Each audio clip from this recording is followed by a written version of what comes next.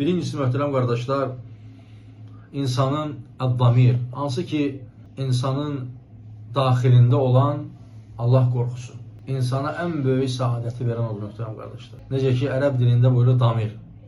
Damir yəni gizdində olan. İnsanın gizdində olan halı Allahla yaxşı olarsa, bütün saadətlər oradadır, möhtərəm qardaşlar.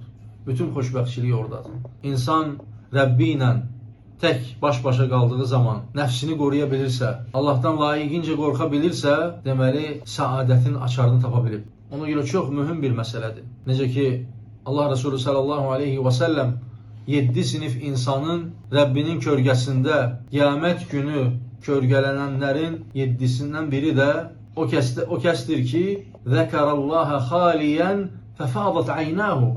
Gizdində Allahdan qorxaraq göz yaşı axıdar, Allahdan qorxar və gözləri yaşarar. Bu da 7 sinif insandandır. Ona görə insan hər zaman təklikdə olan halına baxsın. Əgər bu dünyanın və həmçinin də axirətin xoşbəxtçiliyini istəyirsə insan, onun öz damirinə, gizlininə baxsın. Və həmçinin də insana rahatlıq verən, gözəllik verən tuma'ninə nədir? Sükunət verən insana hallardan birisi də odur ki, insan nəfsi ilə gizdində mücadilə aparır, cihad aparır. Nəfsi ilə hər zaman vuruşur. Nəfsi onu günahlara çəkir, o isə nəfsini islah etmək üçün çalışır.